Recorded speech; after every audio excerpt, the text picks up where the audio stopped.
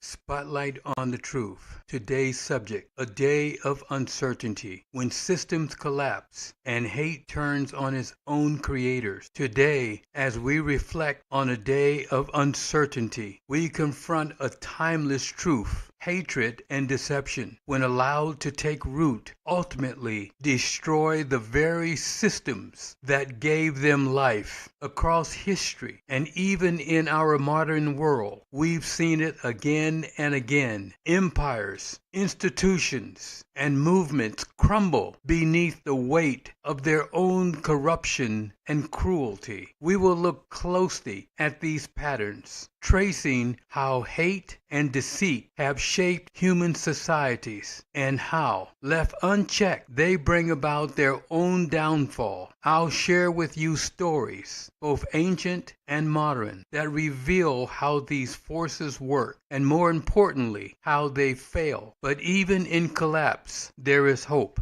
Out of ruin comes renewal. If we choose compassion over hate, truth over deception, and understanding over judgment, it is through that light that healing begins. And from that healing, we can rebuild stronger and wiser than before. Let's jump in. But first, we will have a word of prayer.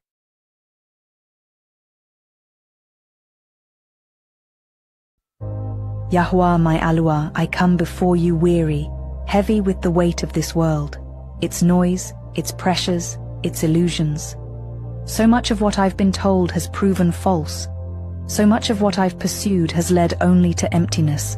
But you, Yahuwah, are truth. You are life. You are peace. Break the chains that keep me tied to this false system.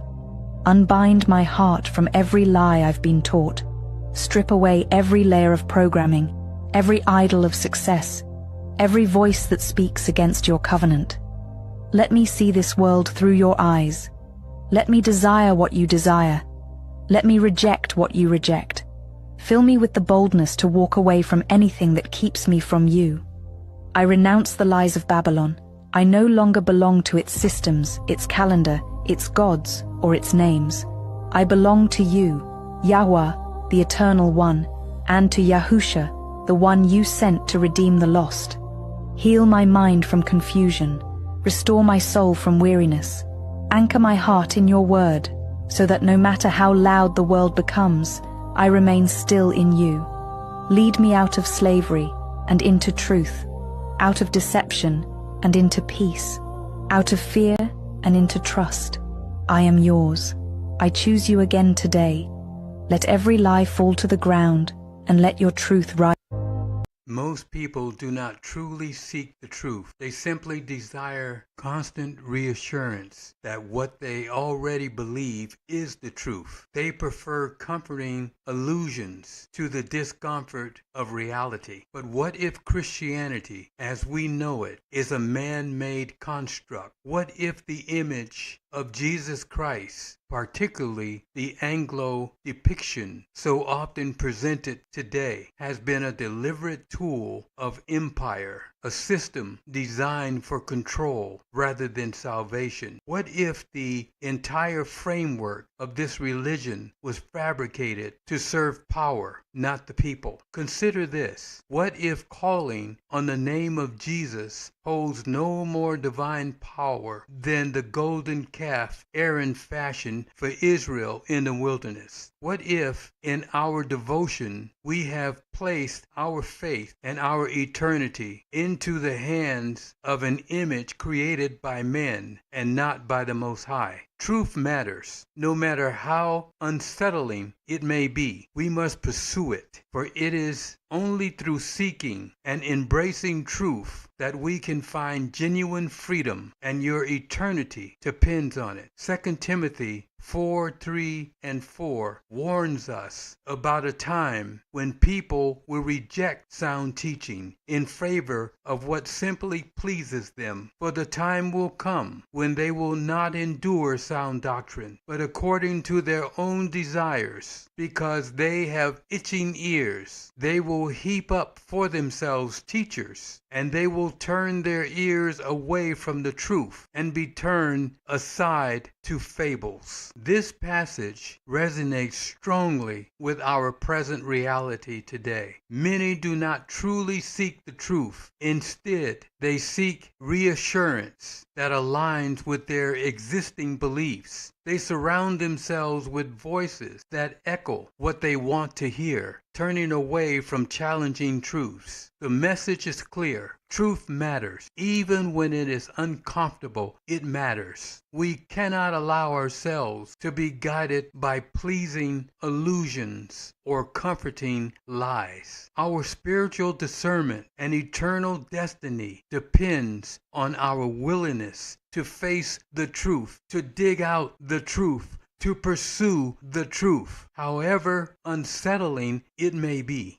We look at black families today. Many of them have been broken. Many of them are dysfunctional. Many of our black men, especially the youth, has been derailed from fatherhood. To understand this phenomena, we must look behind the scenes to see what caused the downfall of the black family. After slavery, black families were systematically oppressed in new ways. Men were torn from their homes and forced into labor camps, while welfare policies actually penalized fatherhood. Fathers were often pushed out of the home, not by choice, but by law. This did not happen to white families. This did not happen to Chinese families. This did not happen to other immigrants that came to the United States. This is unique to the black family. Then came the war on drugs in the 1980s, which, with harsh sentences and mass incarceration, that tore the black family apart. It tore it in pieces, if you will. The media labeled black fathers as deadbeat dads, but this wasn't a natural crisis. It was engineered by legislation and courts designed to control communities. The truth is clear. The struggles of black families were not the result of personal failure, but of systematic forces and policies. We cannot accept simple narratives. We must confront the realities of history and understand the structures that shaped the lives of many black families, bringing us right up to today, where families have no generational wealth to pass on to their children. Most black families have no money for college, and therefore we remain oppressed, systematically oppressed by a system that was created to do just that. Any time that blacks segregated themselves, not by choice, but by force, they thrived without the oppressive hand of these systems upon them. However, every one of them was attacked, cities destroyed, people terrorized, and their wealth taken, and what wasn't taken was destroyed, generation after generation. And then there came redlining. It is still present to this very day. And then racial profiling in the workplace, and on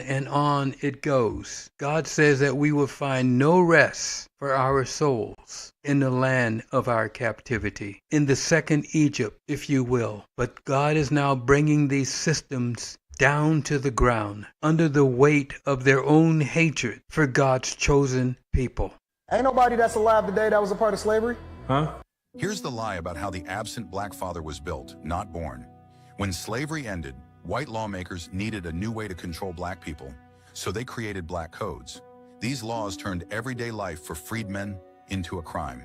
No job, vagrancy, jail, standing on the corner, loitering, jail, traveling without papers, suspicious, jail. Once locked up, men were torn from their families and forced into labor. It was slavery rebranded, profitable for the state and devastating for the home. As black families began to rebuild, the welfare system twisted fatherlessness into a weapon. If a man lived in the house, women could lose their benefits. So fathers weren't leaving by choice, they were being pushed out by policy. Then came the 1980s war on drugs, harsh sentencing, mass incarceration, and an explosion of broken homes. The media piled on, selling America the deadbeat dad stereotype. But here's the truth. This wasn't born in our neighborhoods. It was engineered in courtrooms and legislated into existence. Was it the people, or was it the policy?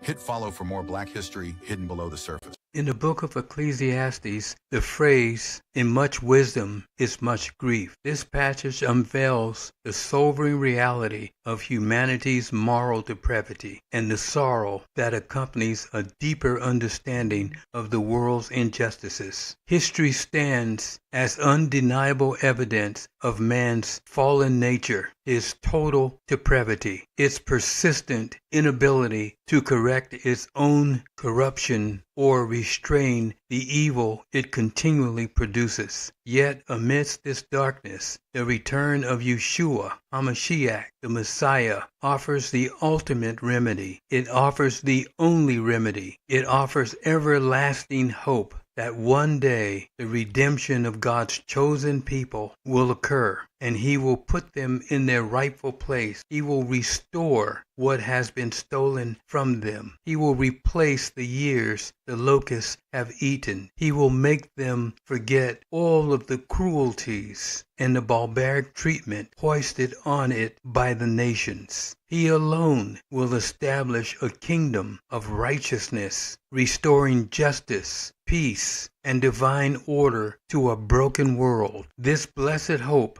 not only comforts the faithful, but also strengthens them to endure the cruelties and barbaric treatment of this fallen world, because this world hates the people of God. We are hated by all nations, by all ethnicities. Why? Because we belong to Him. Out of all of the peoples of this world, out of all the ethnicities of this world, He has been intimate with only His chosen people alone. He will act with compassion upon His people. He will labor for justice in the present for His people. He will hold firm to the promises made to Abraham, Isaac, and Jacob, our ancestors. He will hold firm to the promise of redemption, soon to be hoisted and fulfilled upon His people, and our suffering and our sorrow will be over. He will wipe away every tear from our eyes, and there will be no more death, no more suffering, no more sorrow, no more sickness, and no more injustice for His people. Even so, come, Lord Yeshua.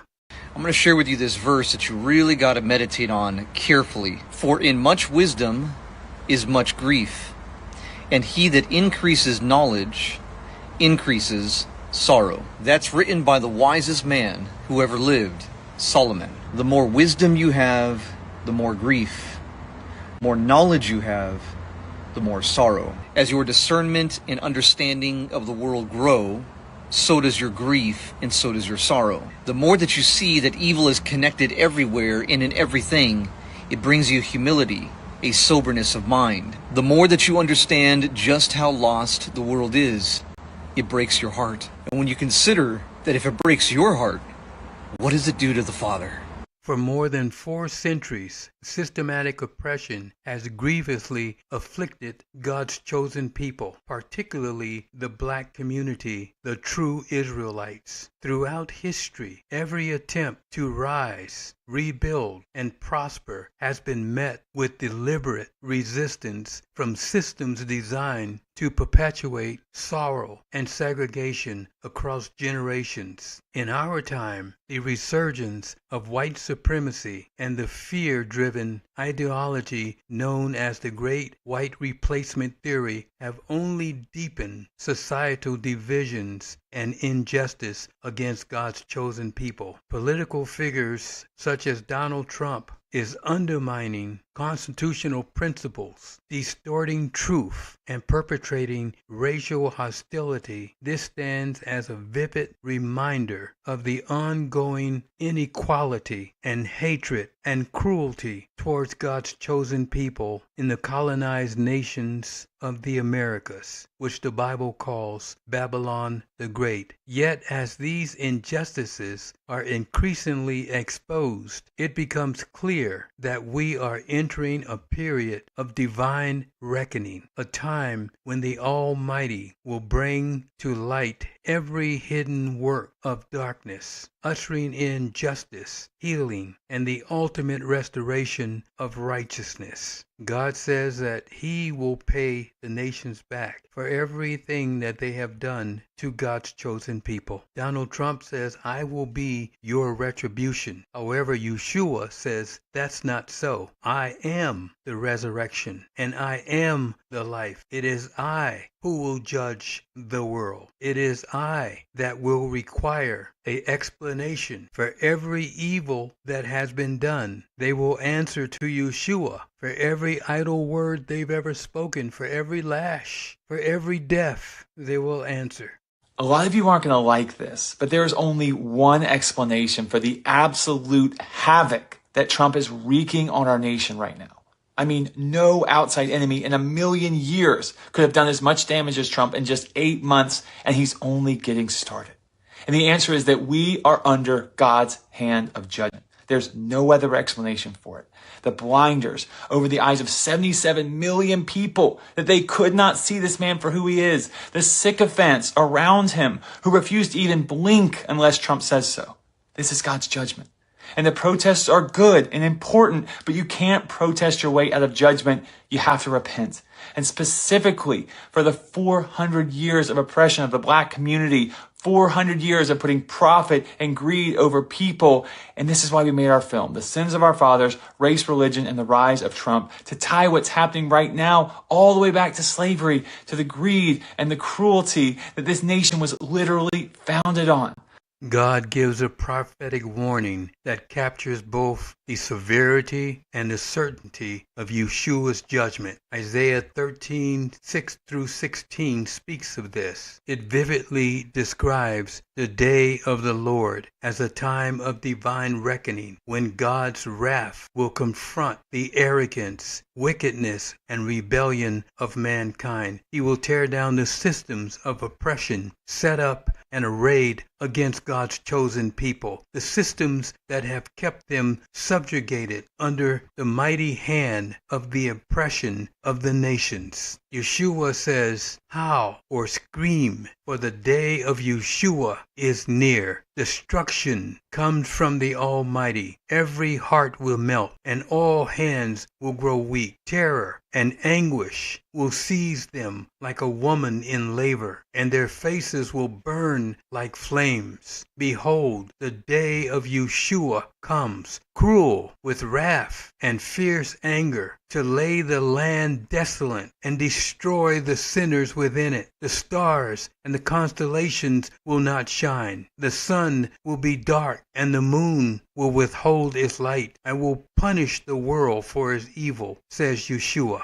and the wicked for their iniquity. I will humble the pride of the arrogance and bring down the haughtiness of the ruthless. I will shake the heavens, and the earth will tremble in my wrath. In the day of Yeshua's host and the fire of his fierce anger. This passage reminds us that while God's mercy is abundant, his justice cannot be ignored. God says that human beings will answer for everything they've ever done. They will answer for every idle word. The arrogance of the nations and the cruelty of men, it has limits. And when these limits are crossed, the Lord himself, Yeshua himself, intervenes. Yet for the faithful, the day of Yeshua also carries hope, for judgment clears the way for restoration of his chosen people. We will be restored to our righteous place. Righteousness and the reign of Yeshua, the Messiah, will take hold in that day, and we will rule and we will reign over the nations. They will be shocked to see what Yeshua looks like. They will be shocked to see that he is what they call a Negro. His hair will be woolly, and his skin will be black as the tents of Kedar, black as coal. And the world will scream in terror, because they know now that he is coming to revenge what they and their ancestors have done to his children.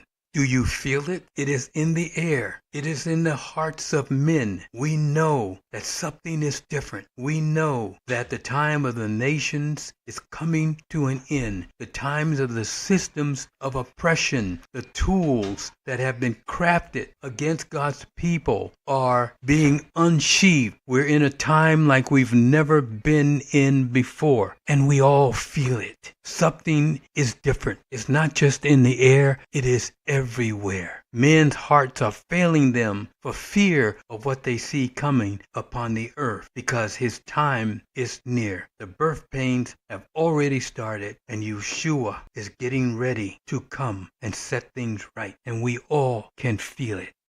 Many people, especially Christians and the other nations, are confused about the role of the Mashiach when he returns in the clouds. But what does the scripture say? At the time of Yahushua's second coming, he's coming for war with every nation that afflicted his people Yasharel.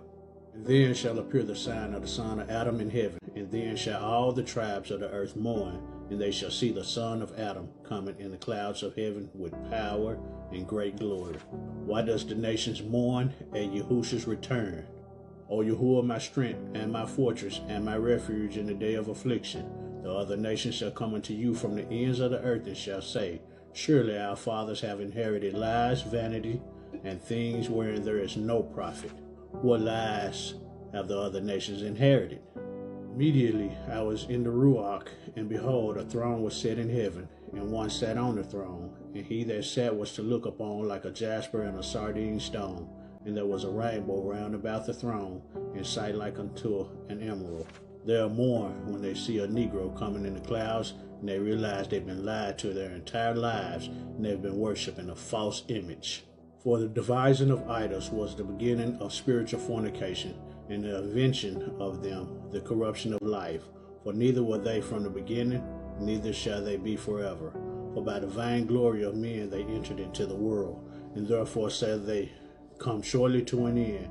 For a father afflicted with untimely mourning, when he has made an image of his child soon taken away, now honored him as a God, which was then a dead man, and delivered to those that were under him ceremonies and sacrifices.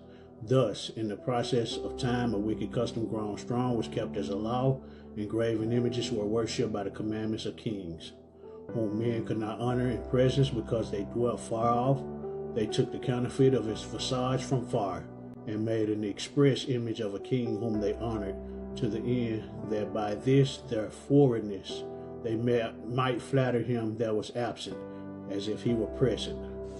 And they have been cursing the true people of Allur, because you serve not Yahuwah your Allur with joyfulness and with gladness of heart for the abundance of all things. Therefore shall you serve your enemies, which Yahuwah shall send against you, in hunger and in thirst and in nakedness and in want of all things. And he shall put a yoke of iron upon your necks until he has destroyed you. Yahuwah shall bring a nation against you from far, from the end of the earth, as swift as the eagle flies. A nation whose tongue you shall not understand, a nation of fierce countenance, which shall not regard the person of old nor show favor to the young. This guy created a space force, with his true intentions being to stop Yahushua from returning in the clouds. Why? Because they know Yahushua is coming to war against all nations that came against Yasharel. Behold, my servant whom I uphold, my elect one, in whom my soul delights. I have put my ruach upon him. He shall bring forth judgment to the other nations. The lion is come up from his thicket, and the destroyer of the other nations is on his way.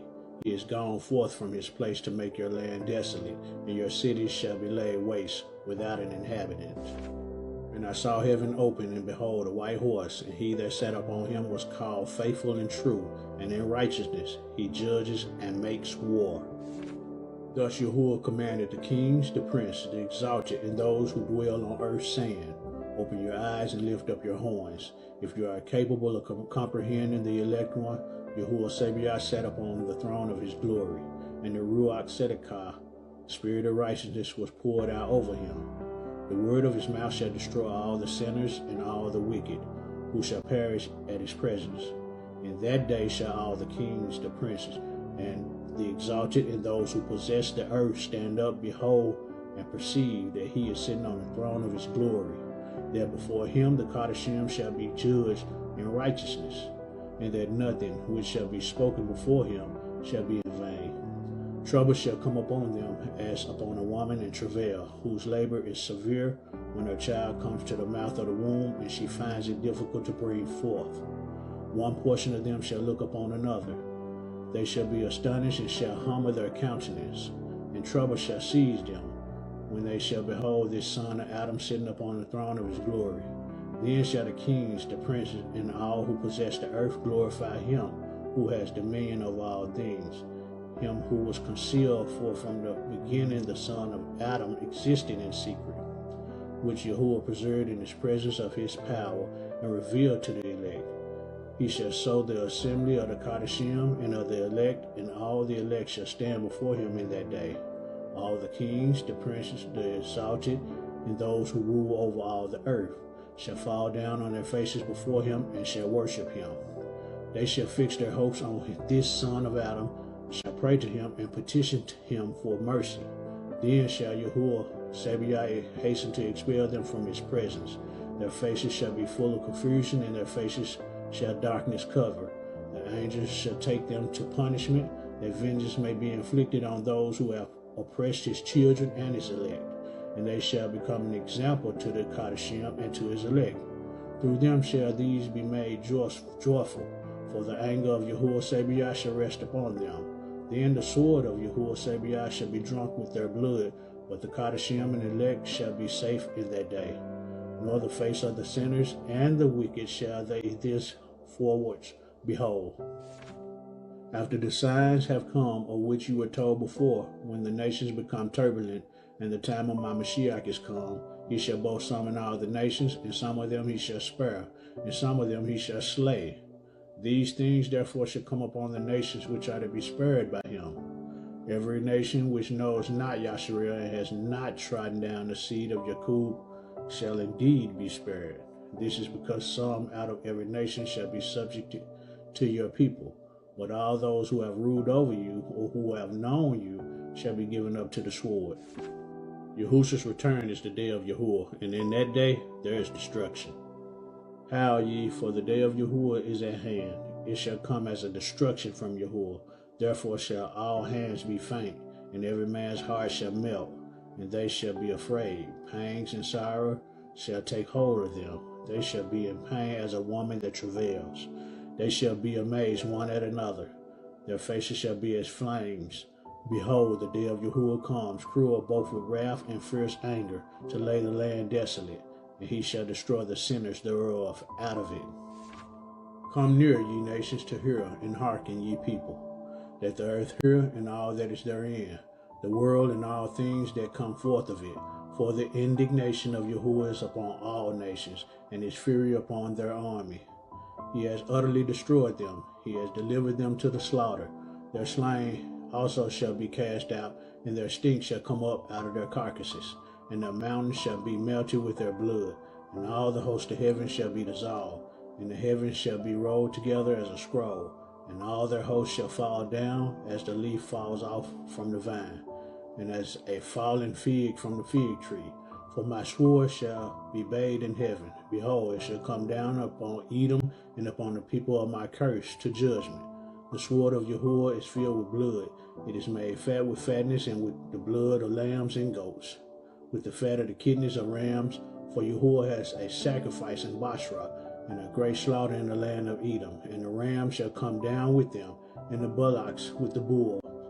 And their land shall be soaked with blood, and their dust made fat with fatness. For it is the day of Yahuwah's vengeance, and the year of recompenses for the controversy of Sion.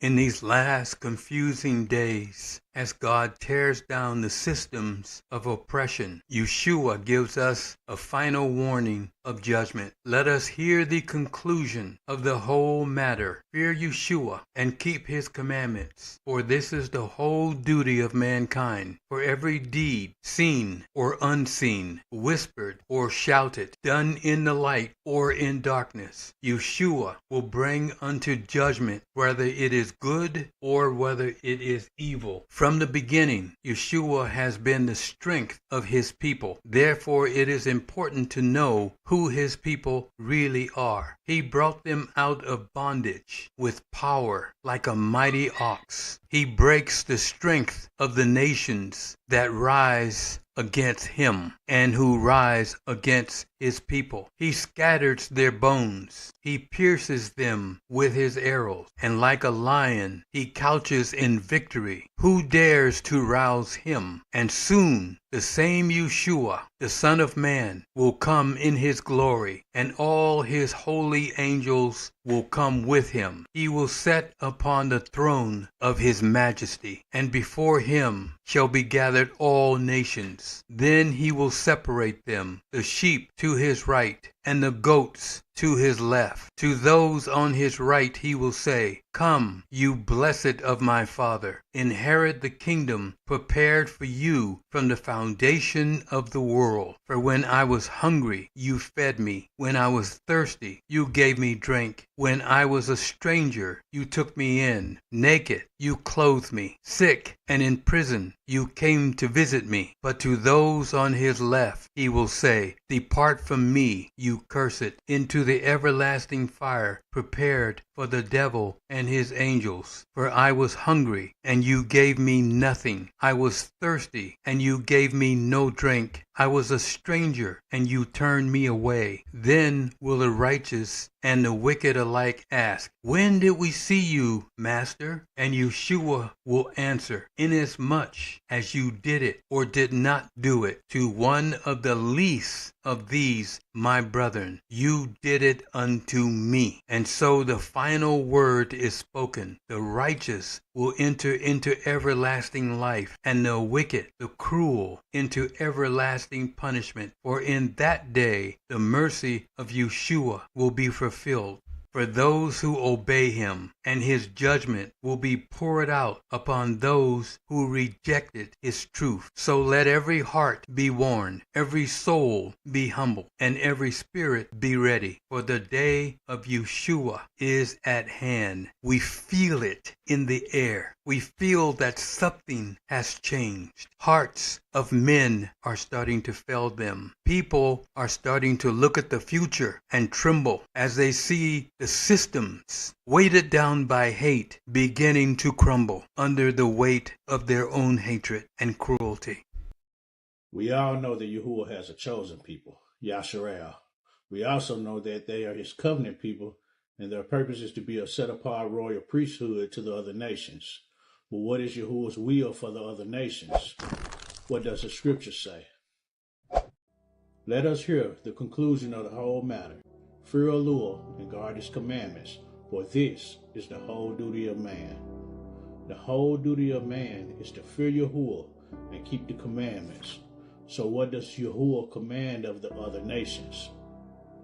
Yahuwah commands the other nations to barak, to bless Yasharel.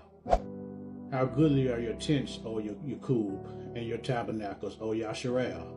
As the valleys are they spread forth, as gardens by the river's side, as the trees of lion aloes which Yahuwah has planted, and as cedar trees beside the waters. He shall pour the waters out of his buckets, and his seas shall be in many waters, and his king shall be higher than Agag, and his kingdom shall be exalted. Allur brought him forth out of Mitzrayim, Egypt. He has it where the strength of a ram. He shall eat up the nations, his enemies, and shall break their bones and pierce them through with his arrows. He couched. He lay down as a lion, and as a great lion. Who shall stir him up? Barak, blessed is he that baraks, blesses you, and cursed is he that curses you. Cursed are all they which hate you, and Baruch, blessed shall all be which love you forever. Rejoice and be glad for the children of the just, for they shall be gathered together, and shall bless Yahuwah of the just. O Baruch, blessed are they which love you, for they shall rejoice in your peace. Baruch, blessed are they which have been sorrowful for all your scourges, for they shall rejoice for you when they have seen all your glory, and shall be glad forever. Have you been sorrowful for Yasharel's scourges, chastisement, or have you turned a blind eye to it because it doesn't affect you or your people? So how does the other nations Barak bless Yasharel? When the son of Adam shall come in his glory, and all the Malachim, the set-apart angels, with him, then shall he sit upon the throne of his glory, and before him shall be gathered all nations. And he shall separate them, the other nations, one from another, as a shepherd divides his sheep from the goats. And he shall set the sheep on the right hand, but the goats on the left. Then shall the king say unto them on his right hand, Come ye, Baruch, blessed of my father, inherit the kingdom prepared for you from the foundation of the world. For I was hungry, and you gave me meat. I was thirsty, and you gave me drink. I was a stranger, and you took me in. Naked, and you clothed me. I was sick, and you visited me. I was in prison, and you came unto me. Then shall the righteous answer him, saying, Master, when did we see you hungry and feed you, or thirsty and gave you drink? When did we see you a stranger and take you in, or naked and clothe you? Or when did we see you sick, or in prison and came unto you? And the king shall answer and say unto them, Truly I say unto you, inasmuch as you have done it unto one of the least of these my brethren, Yasharel, ye have done it unto me. Besides the things named, did you call out Yasharel's oppressors when you seen Yasharel being afflicted? Did you use your social media page to spread the truth about Yasharel? Understand this, you cannot Barak bless Yasharel by trying to teach them. Yahuwah never called other nations to teach Yasharel, never.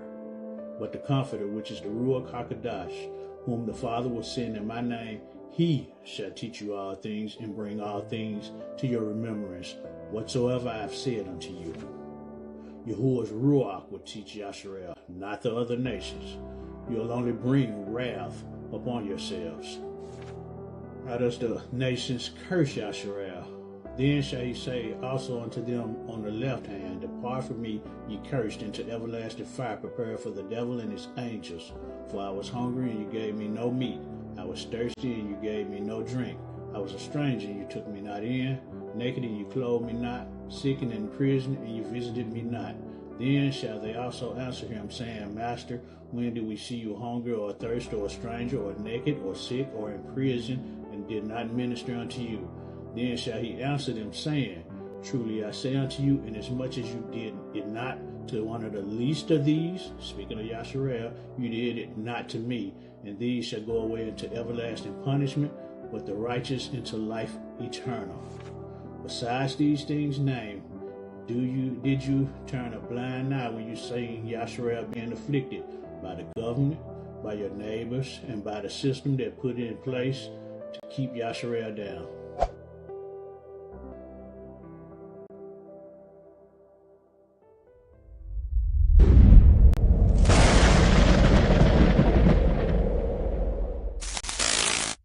As we reflect on the journey of our people, I am reminded of the painful history of how Christianity was imposed upon God's chosen people, the men and women taken from West Africa and enslaved in this land over more than 400 years of oppression. The faith that should have been a message of love and liberation was weaponized by our oppressors. The sad truth is that the church itself played a leading role. It was not only complicit, but actively ordered, sanctioned, and financed the transatlantic slave trade, the very institution that claimed to stand in the name of Christ helped build an empire of bondage for God's chosen people. Instead of preaching deliverance to the captives, it enslaved them, twisting the gospel into a tool of control and justification for injustice. Yet the scriptures had already spoken of this in Deuteronomy 28, The Lord warned his people, quote, "Then the Lord will scatter you among all nations from one end of the earth to the other, and there you will serve other gods, wood and stone, which neither you nor your forefathers have known." But even through this dark chapter, God's hand never left his people. We have endured, we have remembered, and we have risen. These truths remind us that no matter how man distorts the message, the power of Yeshua, the message remains pure. His call is still the same: to set the captives free, to bind up the brokenhearted, and to restore justice, compassion, and equality among all of his people, especially the awakening of his people in these last days as they are freed from the system of oppression. On a TikTok live stream, I told this black man that I dropped Christianity like a bad habit at the age of 17 when I discovered that my ancestors were Christianized. They were forced to believe in Christianity, and they were stripped of their culture, their spirituality, and their identity. He thought that was a very terrible reason to leave Christianity. I said, no, it's not. Black people have a very traumatic bond with Christianity. When you got black people, black families who were seeing burning crosses in their front yard, and they had to go to church every Sunday and look at a white man up on a cross that reflected and projected the same people who were oppressing them. That's a very traumatic relationship. That's a very traumatic bond that black people still enforce and project today. And we live in such a social, technological, advanced society that niggas don't even want to read today. Like, people don't even know their history. They don't even know what happened to us. Like, do you know how barbaric you have to be to send lynching postcards? Lynching postcards. These are the same people that told us to praise Jesus. These were the first people that introduced us to the name Jesus. The same people who introduced us to Jesus would have our fathers and mothers hanging from trees just to implement submission, and will force these people to go to church on Sunday and give thanks to Jesus. So no, I think it's a beautiful thing for black people to study their culture and their history and their spirituality that predate Christianity, because I don't know if you knew this, but we already knew God before they tried to introduce us to one. Don't let titles fool you. Elder, auntie, uncle, matriarch. Some of them saw the chains years ago. They knew what the curse was, and instead of breaking it, they got comfortable wearing it. They tell you to respect tradition, when what they really mean is keep the silence. They'll say you're disrespectful, when what they really mean is I can't control you. The truth is, not everyone in your bloodline wants freedom. Some of them made peace with bondage. They learned how to survive under the weight of it, and now you're breaking free. Feels like an insult to the way they choose to live. And here's the danger. They'll try to shame you back into the same cage they decorated for themselves. But hear me now. You are not called to decorate chains. You are called to shatter them. Listen to this. Money is not wealth. It's debt, printed by a private bank that isn't even part of the government. The more of it you chase, the more they own you. And school? That wasn't built to make you smart. It was built to make you obedient. Sit still, raise your hand, memorize, forget, obey. That's not education, that's programming. Now medicine, oh, that's the sickest part. You think they want you healthy? No, they want you treatable, a lifetime customer. The real cures and natural healing? Banned, made illegal. Religion? Please, that's not spirituality.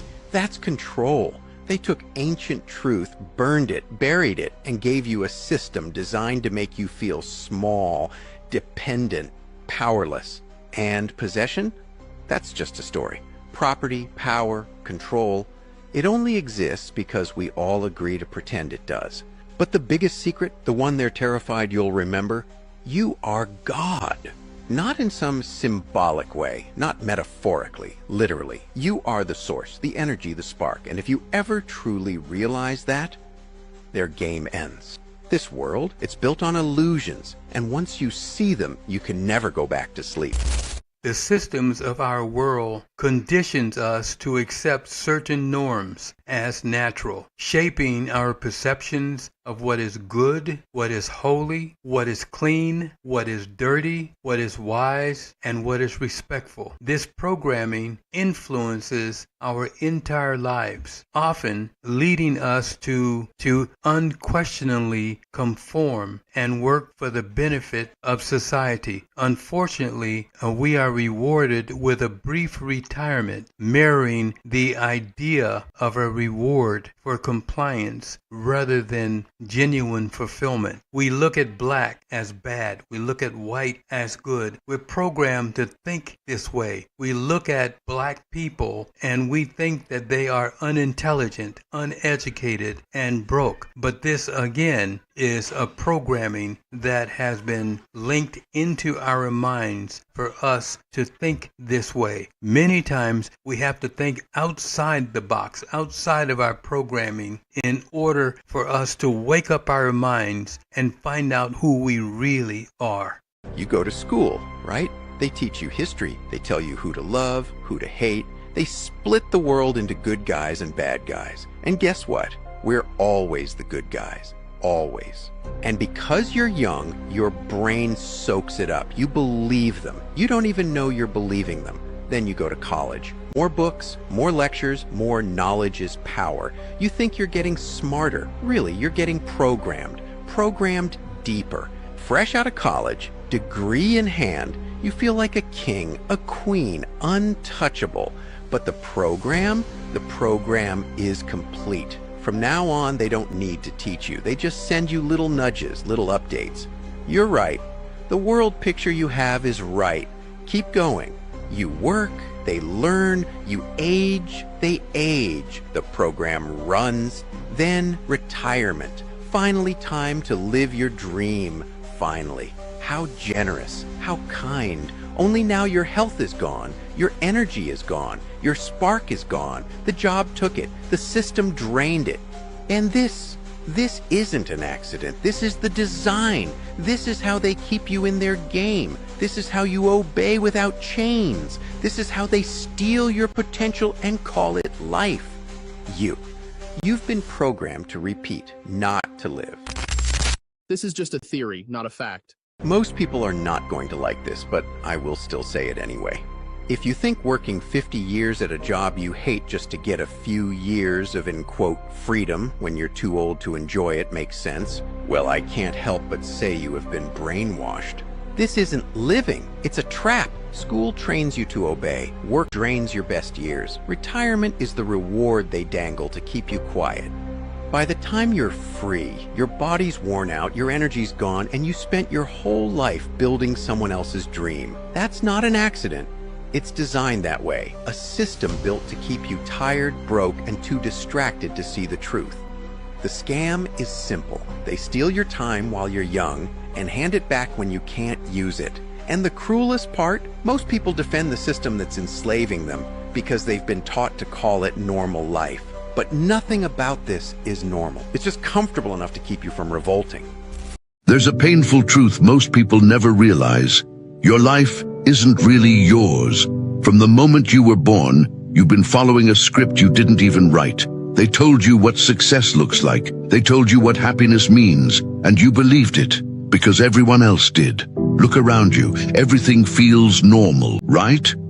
But what if I told you the normal life is the greatest illusion ever sold? Here are 10 painful truths that prove your life is scripted, especially number 10.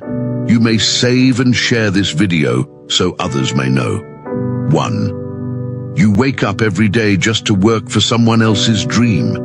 You call it stability. They call it profit. You spend your best years making another man rich, and they reward you with weekends.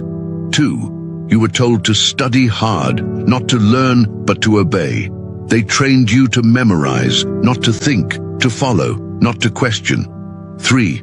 You trade your time for money, then spend that money trying to feel alive. That's the modern loop. Work, escape, repeat. 4. You call it free will, but every choice is influenced. Media, trends, and algorithms decide what you want before you do. 5. You live for the weekend like it's freedom. 5 days you serve, 2 days you pretend to be free. 6. You seek validation more than truth. You post for approval, not expression, and still feel empty inside. 7. You fear failure because the system punished mistakes, so you stay safe and die average. 8. You follow a timeline you never wrote. Graduate, work, marry, retire, die. That's not destiny, that's programming. 9. You confuse being busy with being alive. You move non-stop yet go nowhere. 10. And here's the hardest truth. You think you're in control until life proves you're not. One message, one accident, one loss, and the entire script flips. Because the truth is, you're not the writer, you're just the actor trying to remember his lines. The director, life itself, unpredictable, unforgiving, and brutally real. But awareness changes everything. You can't rewrite the past, but you can change how the story ends. The moment you wake up, you stop being the character and become the author. So if you're not following me, you'll probably never see me again. But if you are, congratulations.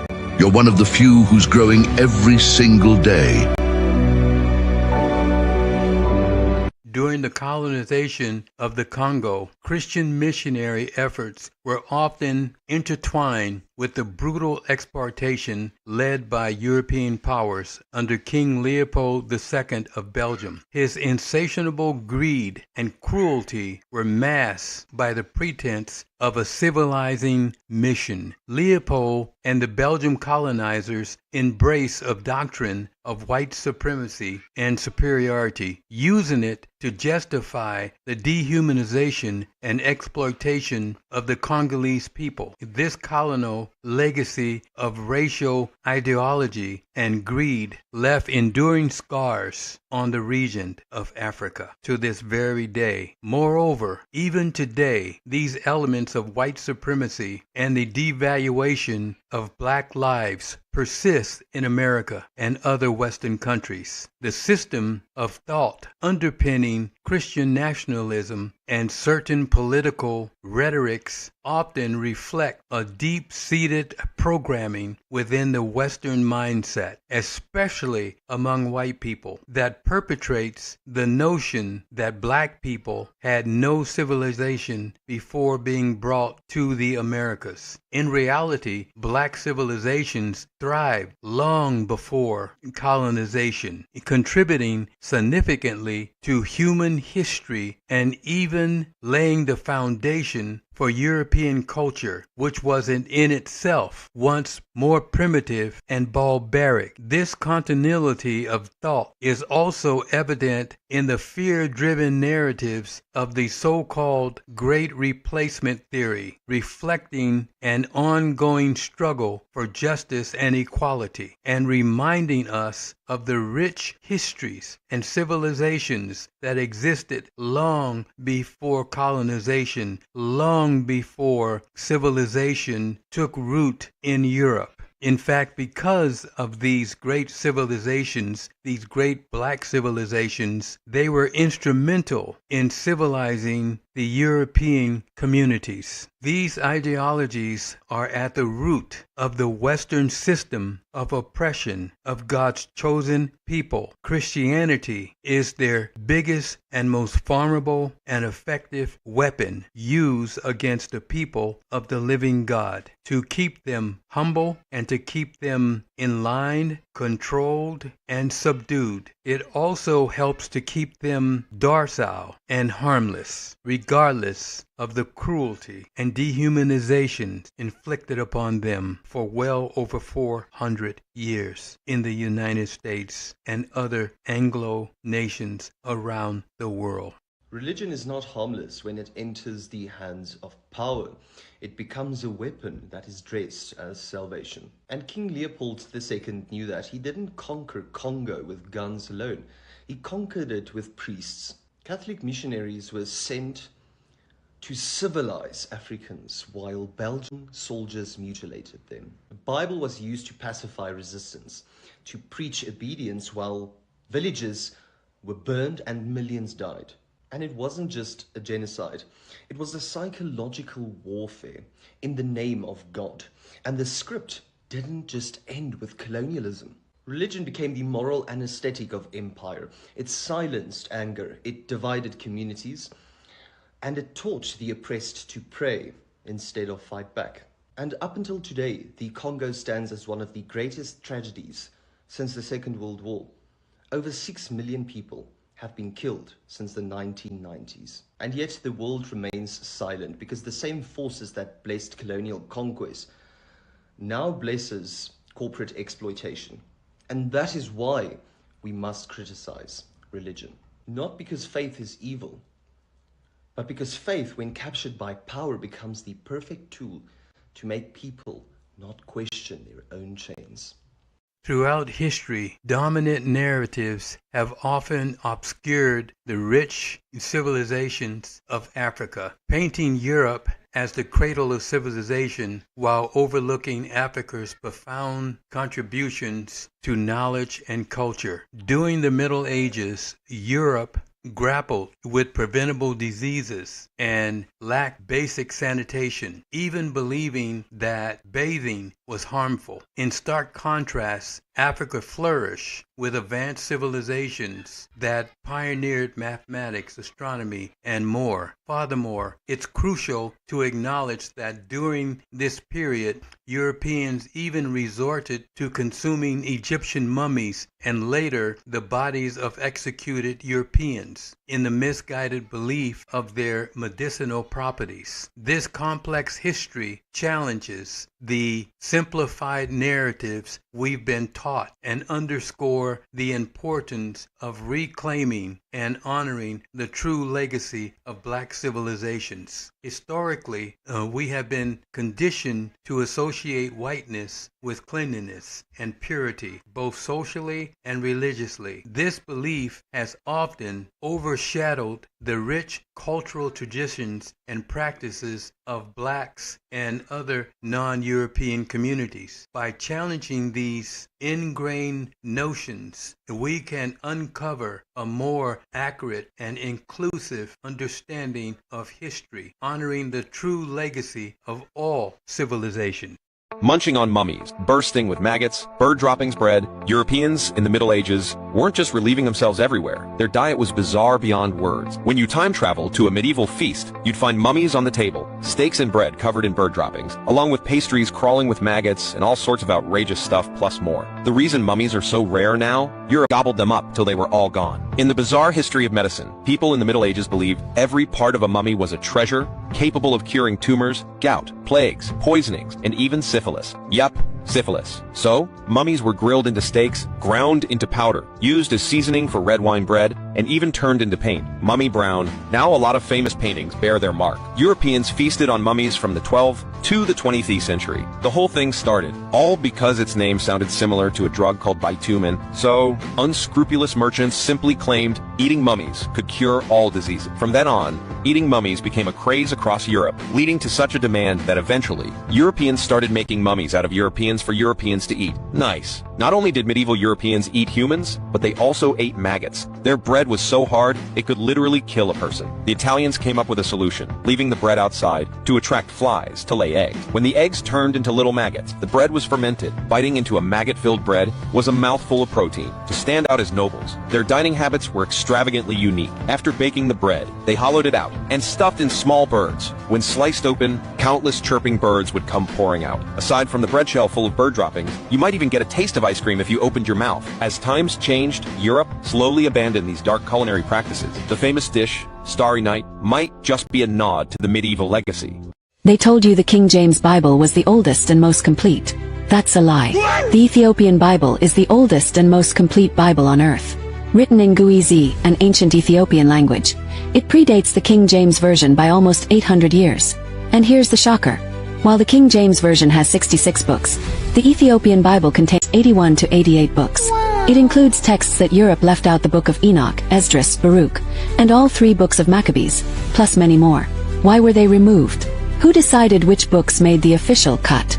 And what truths were lost when history was edited? The Ethiopian Bible isn't just older, it's fuller. It shows us a version of Christianity that the West tried to erase. So the next time someone tells you the King James is the foundation, tell them Africa held the blueprint centuries earlier. Like, share, and follow, because history is deeper, older, and blacker than they ever taught you.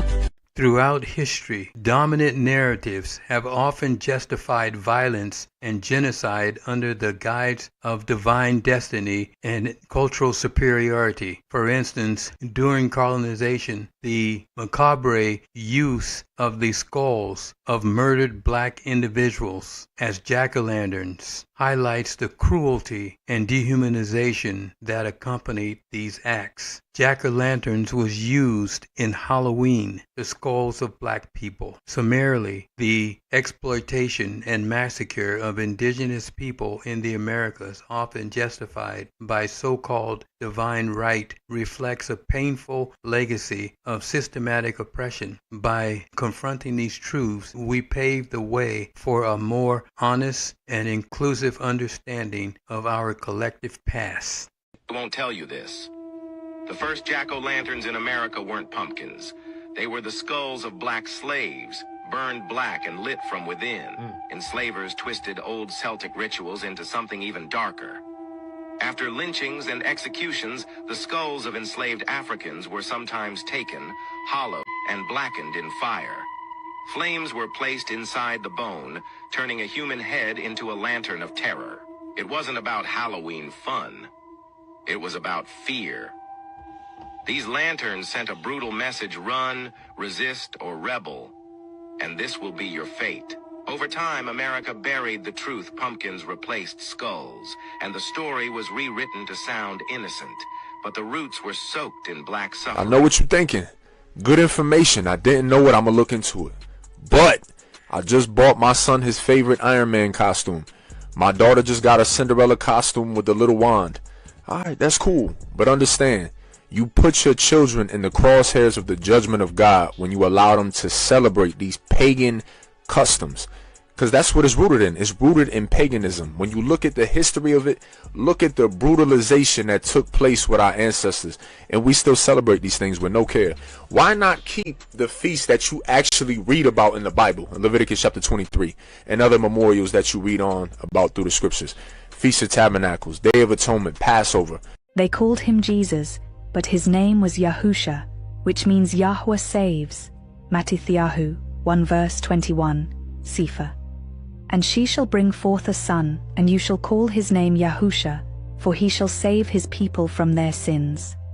He was not Roman, he was not Christian, he was not the founder of a new religion. He was the fulfillment of the covenant that began in Torah. Matthew 5 verse 17. Think not that I am come to destroy the Torah or the prophets. I am not come to destroy, but to fulfill. Yahusha never went to church on Sunday. He kept the seventh-day Shabbat, Lucas 4 verse 16. And he went into the synagogue on the Shabbat day, as his custom was. He never ate unclean food. Wykra 11 lists the clean and unclean. Yahusha kept every word of Torah. He never celebrated December 25th. He kept the commanded feasts of Yahuwah, Lucas 2 verse 41 and 42. Now his parents went to Yerushalayim every year at the feast of Pekash, and the child Yahusha went up with them.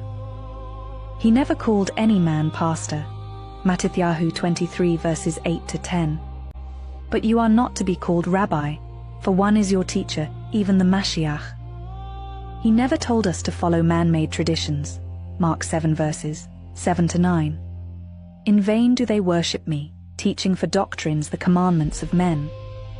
He said, if you love me, keep my commandments. Yahuchanon 14 verse 15. He was the living word made flesh. In the beginning was the word, and the word was made flesh. He taught repentance, obedience and love that leads back to the Father. Yahuchanon 15 verse 10. If you keep my commandments, you shall abide in my love. Yahusha came not to destroy the Torah, but to complete it. He is not religion, he is restoration. He is the Son of Yahuwah, the doorway to eternal life and the name above all names. Wherefore Yahuwah also has highly exalted him, and given him a name which is above every name. They dropped the bomb on us. Flames lit the sky while they stood and watched. Every life in the path got erased or crushed. Said it wasn't necessary to keep control, but control's just chains dressed in love's patrol. From Tulsa to Philly, same old play. When black life rises, they burn it away.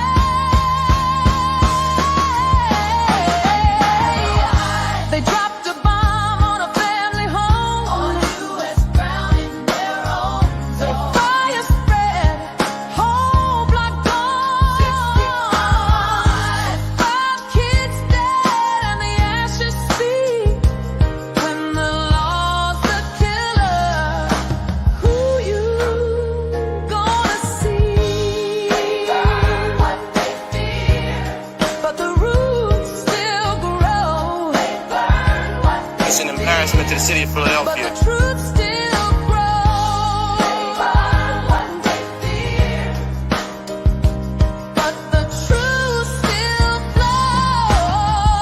flows. They dropped a bomb. They dropped a bomb on a family home, on U.S. ground in their own zone. Fire spread, whole block gone. 65 kids dead and the ashes speak. When the law's the killer, who you gonna see? I'm out of time. That brings us to the close of this session. As you know, they are trying to put an end to God's people waking up. They're attacking any platform that God's people are using in order to communicate the truth. There is a concerted effort to suppress content that is aimed at waking God's chosen people up. Take a snapshot of this last page and keep it handy, because if you can't find this content on one channel, you can find it on any of these. You can also email me, or you can give me a telephone call. This is all the information. You can download any of these apps and then go to the website and you will be able to see our content. Until next week, may God richly bless each and every one of you. Shalom.